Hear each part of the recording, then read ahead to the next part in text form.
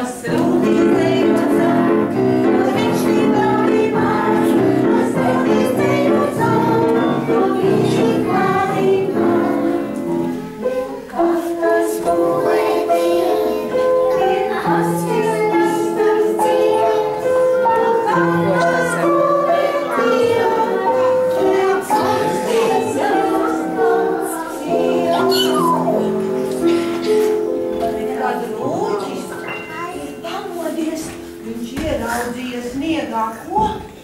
Ieraudzīja? Pēdiņas. Tur vienas lielas pēdas, kuram kādi stalti ragi. Kas tas bija?